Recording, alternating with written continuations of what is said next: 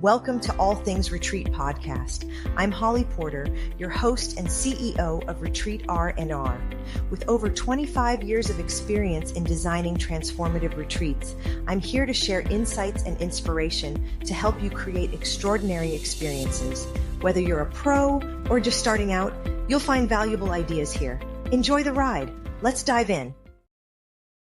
Hey, everyone. Welcome back to the show today. We're going to have another great guest on All Things Retreat show and podcast. And Abby Williams is her name. She's a vision and a mindset coach, creative facilitator, and inspirational speaker devoted to helping women rise to their fullest expression.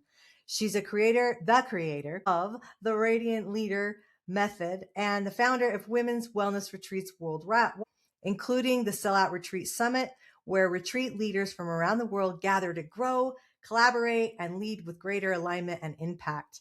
Her work weaves together body, mind, soul, and service, bridging personal healing with collective transformation.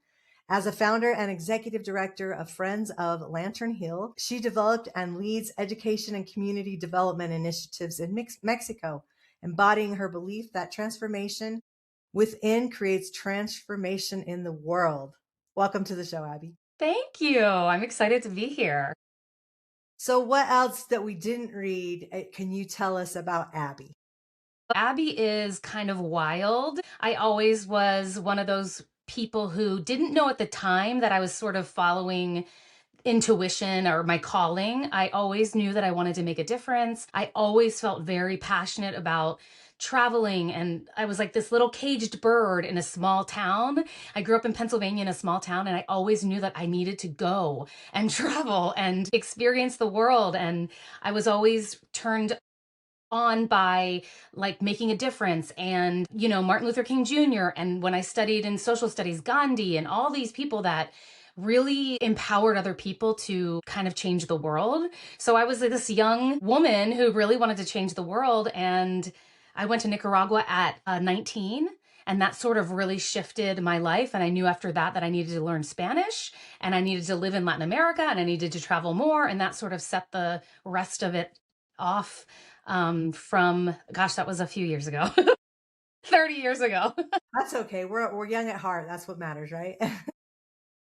That's great. Well, I love that. I like that you really just followed your dream, that sounds like, and moved forward with what you want to do. So we're going to talk about some cool things that you've created.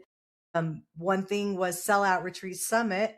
So what is a deeper shift that you're hoping to create within the retreat industry with the Sellout Retreat Summit? So without sounding too cheesy, because it does sound a little cheesy, like I really do believe in that women specifically who are empowered can make a huge difference, because naturally we take care of people. Our natural way of working together is sitting in a circle and dividing up responsibilities and being loving and caring for the community. And so for me, it's really about number one, leaders learning how to care for themselves, because really the transition for me was I did all these things, I followed my dreams, but I really burned myself out by giving everything away and never learning how to take care of myself until I was so burned out that I practically crumbled. And that's when I started, I started a women's wellness retreats events for myself, but then also this Facebook group, which kind of went viral. And from that, I wanted to have an in-person event where women come together, not just to learn, because it's not about sitting and learning. It's really about sharing. Yeah. It's almost like a mastermind because everyone has something to teach and everyone has something to learn.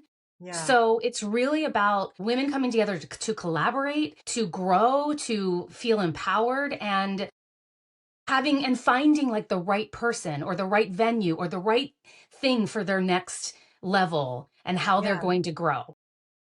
Yeah, totally. And events, I'm an event junkie, have been for years, mostly in personal development, which is all about retreats, really, what we do, what we accomplish there. But when you bring them in a room of a lot of people, especially when you can have some breakout sessions and you have some networking going on included with it, it's so powerful, because if you go as a retreat leader to get other ideas from other retreat leaders and go to a retreat for retreat leaders, so to speak, you're still usually in a small crowd. Usually it's under 20, I would say, 10 to 20. And yeah, you're learning and you're masterminding, you're doing things there, but you're doing it a lot more powerful with a bigger group of people. And then obviously having speakers where they're learning, they're coming and getting that information, not just from one retreat leader that's teaching the retreat leaders. So I love the different models. All of them work, all of them are important, and all of them have a need for different things. Mm-hmm. Mm-hmm. I just want to congratulate you, because how many did you have come to your first event last year? 100. Yeah, Yeah. that's very commendable. It's Thanks. tough to get that many people in a room. So it goes to show you. Yeah.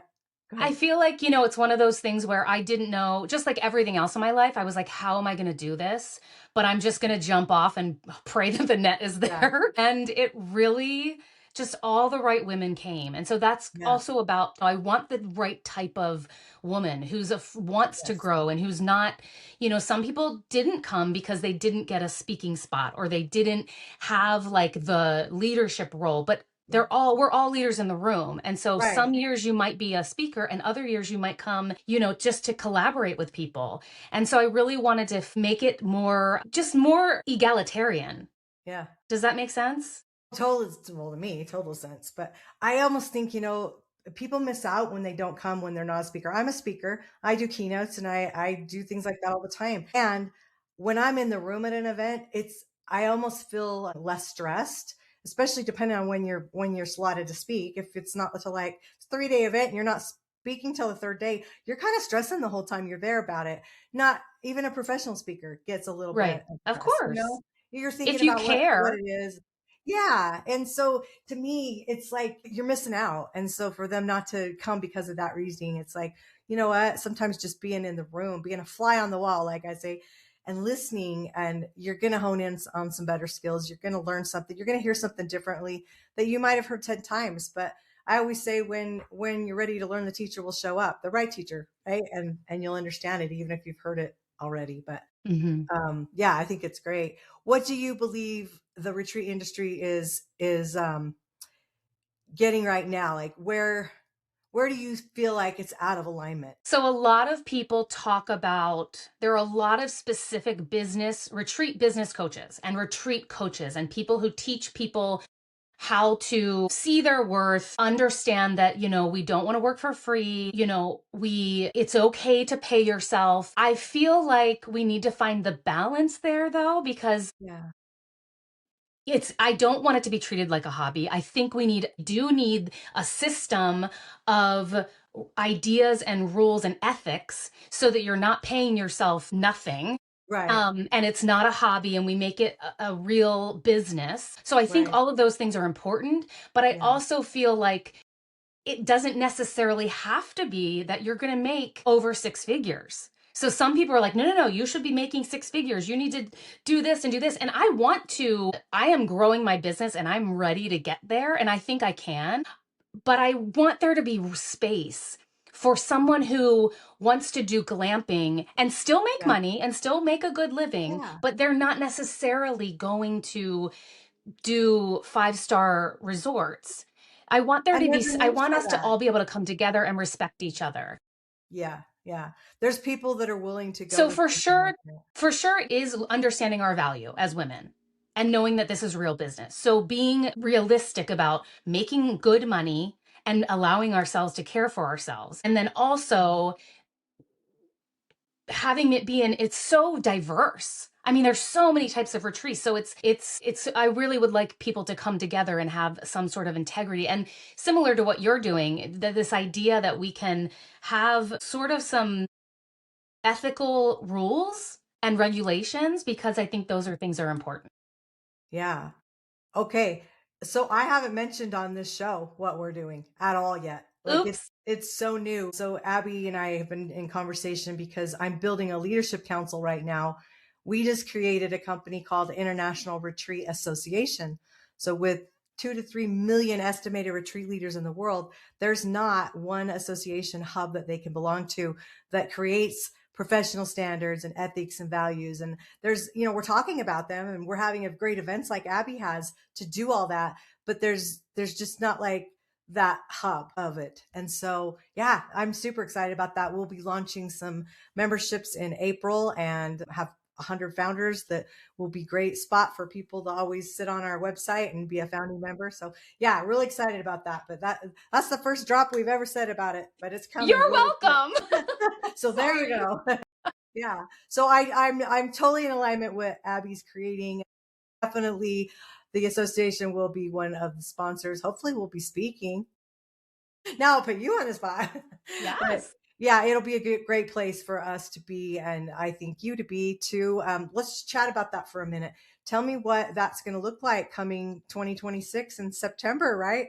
September 25th through the 27th. If you're a regular ticket holder, it will actually start the Thursday night before and the Monday after. We have a really exciting Monday for the VIPs. So it's 5 days for the VIPs, 3 days for a regular ticket holder. And it is in Tepoztlan, Mexico, which is about 70 minutes from Mexico City. It's an incredible area where people will probably be inspired to bring their own group there. And that's what I want. We want to have them in spaces where people can say, oh, I've already been here now. I can think about bringing a retreat here because this is an incredible place. So Yes. the hotel is also a wellness center and a retreat center. So it really has a little bit of both vibes. And we are going to have some retreat like activities so that it doesn't just feel like you're going to a conference and sitting listening all day. However, there will be a lot of amazing teaching moments and networking time as well.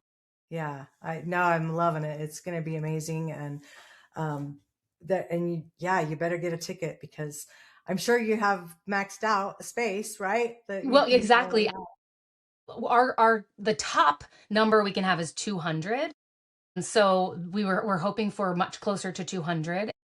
We already have a lot of, actually, I would say 30% of the people from the first year already bought tickets. So it meant something.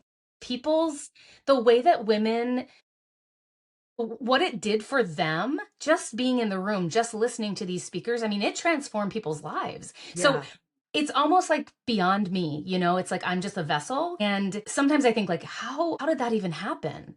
But that's like the true spiritual world of it. And I do want the idea of women's wellness and the spirituality and mindset and all of that growth to always be a part of it. It's not just nuts and bolts like this is how you run a retreat. It's really about how also do we live out our leadership and what kind of people are we and who are we manifesting and bringing into our lives. right. Yeah, no, absolutely. I love it. How do you think we move from like just filling spots to truly leading movements through retreats? Filling, you said filling, not feeling. The feeling. Well, I think it definitely starts out with who you are and if you're actually walking the walk. Mm-hmm. So I think it's really about you being balanced and healthy in yourself first, and also taking risks. And Yeah. really, I have a coaching group, and a lot of women take all these courses and they're listening to this person and they're doing this event and they're all of these online spaces, but they're Mm-hmm. not taking action. So it has to be about taking action, taking it up a notch, maybe challenging yourself, making it a higher price, or doing it to a different level, and really living out your leadership and believing in yourself. I mean, you cannot do this if you don't believe in yourself. I mean, the whole So purpose is to help other women believe in yeah. themselves. So you have to actually build that relationship within yourself first. Yeah, I totally agree with you. What do you think for you as a leader? What's been your biggest evolution? For me, for sure, it's scarcity mindset. I mean, my background is in nonprofit work, and I have been leading groups to Mexico for 20 years to volunteer at my organization. And I am very connected to a whole community who lives in true poverty. And so for me, the way I see abundance, it actually doesn't even take that much because when I see people in poverty, I already live such an abundant life. So